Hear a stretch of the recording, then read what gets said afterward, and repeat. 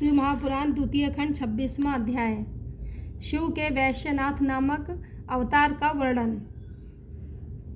नंदीश्वर बोले, हे तात, हे मुने, अब मैं परमात्मा शिव जी के परम आनंददायक वैश्यनाथ नामक अवतार का वर्णन कर रहा हूँ, आप सुनिए। पूर्व समय में नंदीग्राम में कोई महानंदा नाम से प्रसिद्ध शिव भक्ता महासुंदरी वेश्या रहती थी। वह ऐश्वर्य संपन्न, धनाढ्य, परम कांति युक्त, अनेक प्रकार के रत्नों से युक्त, श्रृंगार रस से परिपूर्ण, सब प्रकार की संगीत विद्या में कुशल तथा मन को अत्यंत मोहित करने वाली थी। उसके गाने से रानियां तथा राजा हर्षित हो जाते थे। वह वेश्या प्रसन्नता पूर्वक पार्वती सहित शंकर की सदा पूजा करती थी और शिव नाम का जाप करती थी तथा भस्म एवं रुद्राक्ष धारण करती थी। शिवजी का प्रतिदिन पूजन कर वह बड़ी भक्ति के साथ जगदीश्वर की सेवा करती तथा शिव के उत्तम यश का गान करती हुई नृत्य करती थी। वह एक बंदर तथा मुर्गे को रुद्राक्षों से विभूषित करके ताली बजा बजाकर गायन करती हुई उन्हें नचाती थी। उन दोनों को नाचते हुए देखकर शिवजी की भक्ति में तत्पर वह वेश्या अपनी सखियों के सहित प्रेम पूर्वक उच्च स्वर में हंसती थी। रुद्राक्ष का बाजूबंद एवं कर्णाभूषण पहनी हुई उस महानंदा के सामने उसके सिखाने से वानर बालक की तरह नाचता था। शिखा में रुद्राक्ष धारण किया हुआ नृत्य कला में विशारद वह मुर्गा देखने वालों को आनंदित करता हुआ उस वानर के साथ नृत्य किया करता था। इस प्रकार शिव भक्ति परायण वह वेश्या अत्यंत आदरपूर्वक कौतुक करती हुई सदा आनंद से रहती थी। हे मुनि सत्तम, इस प्रकार शिव भक्ति करती हुई उस वेश्या का सुखपूर्वक बहुत समय व्यतीत हो गया। एक बार स्वयं ही शुभ स्वरूप शिवजी व्रत धारण किए हुए वैश्य बनकर उसके भाव की परीक्षा करने के लिए उसके घर आए। विकृति त्रिपुंड से शोभायमान मस्तक वाले रुद्राक्ष के आवरण वाले शिव नाम जपने में आसक्त जटायुक्त तथा शैव वेश धारण किए हुए थे।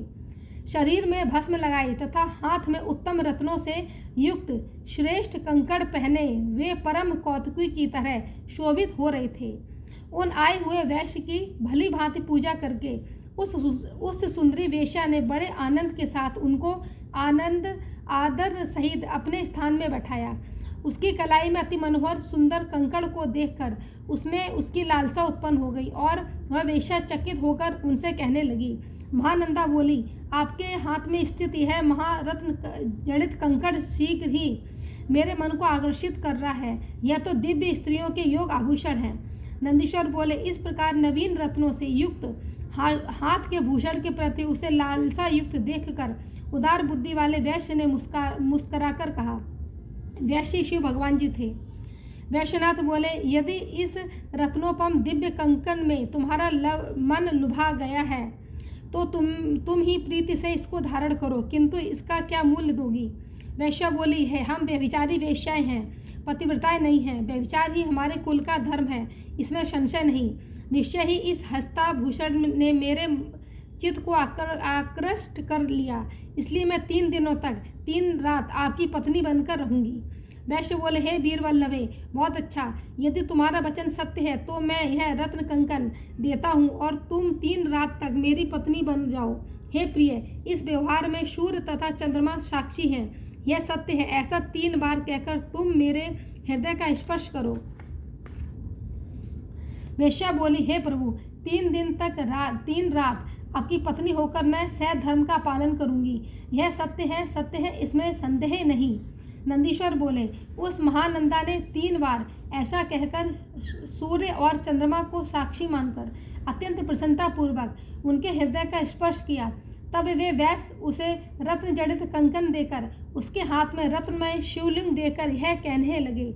वैश्यनाथ बोले, हे कांते, यह रत्न जड़ित शिवलिंग में मुझे प्राणों से भी अधिक प्रिय है। तुम इसकी रक्षा करना और यत्नपूर्वक इसे छिपाकर रखना। नंदीश्वर बोले, उस वेश्या ने ऐसा ही होगा। यह इस प्रकार कहकर रत्न जड़ित लिंग लेकर और उसे नाट्यशाला के मध्य में रखकर घर में प्रवेश किया। तब वह वेश्या वह बिट धर्मी वैश्य के साथ रात्रि में कोमल गद्दों से शोभायमान पलंग पर सुखपूर्वक सो गई। हे मुने, तब मध्य रात्रि के समय उस वैश्य पति की इच्छा से नृत्य मंडप के मध्य अकस्मात एक ध्वनि होने लगी। हे तात, उसी समय तेज पवन की सहायता से अग्नि ने अत्यंत प्रज्वलित होकर उस नाट्यशाला को चारों ओर से आवृत कर लिया। मंडप के प्रज्वलित होने पर वेश्या ने सहसा व्याकुलता से उठकर बंदर को बंधन मुक्त कर दिया। बंधन से मुक्त हुआ हुआ बंदर उस मुर्गे के बहुत से अग्नि कणों को हटाकर उसके भय से दूर भाग गया। खंबे के साथ जलकर खंड खंड हो गए। उस लिंग को देखकर वह वैश्य तथा वेश्या दोनों बहुत दुखी हो गए। उस समय वैश्यपति ने प्राणों के समान शिवलिंग को जला हुआ देखकर उस वेश्या के चित्त में स्थित भाव को जानने के लिए मरने का विचार किया।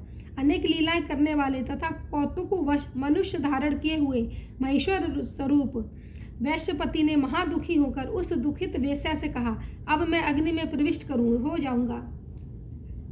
वैश्यपति बोला, मेरे प्राणों से भी प्रिय शिवलिंग के जलकर खंडित हो जाने में मैं जीने की इच्छा नहीं करता। यह सत्य है कहता हूँ, इसमें संशय नहीं है। हे भद्रे, तुम अपने श्रेष्ठ सेवकों से बहुत शीघ्र ही चिता बनवाओ। मैं शिव में मन लगाकर अग्नि में प्रवेश करूँगा। हे भद्रे, यदि ब्रह्मा, इंद्र, विष्णु आदि भी आकर मुझे रोकेंगे तो मैं इस समय में अग्नि में प्रवेश करूँगा और प्राणों को त्याग दूंगा। नंदीश्वर बोले, उनका ऐसा दृढ़ संकल्प जानकर वह अत्यंत दुखित हुई और उसने अपने सेवकों से अपने भवन के बाहर चिता बनवाई। तब सुंदर कौतुक करने वाले तथा वेश्या के संगति भाव की परीक्षा करने वाले वैश्य रूपी धारी धीर शिव जलती हुई अग्नि की परिक्रमा करके मनुष्यों के देखते देखते अग्नि में प्रवेश कर गए। हे मुनि सम्मत, वह युवती वेश्या महानंदा उस गति को देखकर अत्यंत विस्मित हो उठी और घिन हो गई। उसके बाद वह दुखी वेश्या निर्मल धर्म का स्मरण करके सभी बंधुजनों को देखकर करुणा से युक्त वचन कहने लगी। महानंदा बोली, मैंने इस वैश्य से रत्न कंकण लेकर सत्य वचन कहा था कि मैं 3 दिन तक इस वैश्य की धर्म सम्मत पत्नी रहूंगी। मेरे द्वारा किए गए कर्म से यह शिव व्रतधारी वैश्य मृत्यु को प्राप्त हुआ है, अतः मैं भी इसके साथ अग्नि में प्रवेश करूंगी। सत्य बोलने वाले आचार्यों ने स्वधर्म का आचरण करने वाली हूँ ऐसा कहा है, अतः प्रसन्न होकर मेरे द्वारा ऐसा किए जाने पर मुझ में स्थित सत्य नष्ट नहीं होगा। सत्य का आश्रय ही परम धर्म है। सत्य से परम गति होती है। सत्य से ही स्वर्ग और मोक्ष मिलते हैं।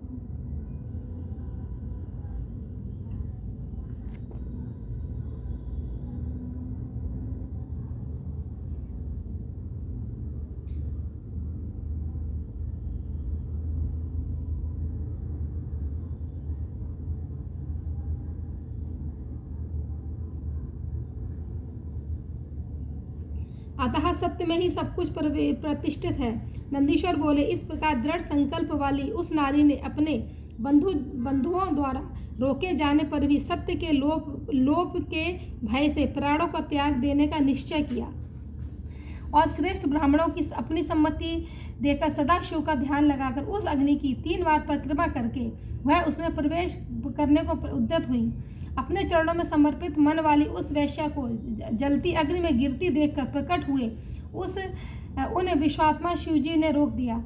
सब देवता के देव 3 नेत्रों वाले चंद्रमा की कला से शोभित करोड़ों चंद्रमा सूर्य अग्नि के समान प्रकाश वाले उस शिव को देखकर वह स्तब्ध तथा डरी हुई समान उसी प्रकार खड़ी रह गई। तब व्याकुल संतत्र कांपती हुई जड़ी भूत तथा आंसू से गिराती हुई उस वैश्या को आश्वस्त करके उनके हाथों को पकड़कर शिवजी यह वचन कहने लगे। शिवजी बोले, तुम्हारे सत्य, धर्म, धैर्य तथा मुझ में तुम्हारी निश्चल भक्ति की परीक्षा करने के निमित्त मैं वैश्य बनकर तुम्हारे पास आया था।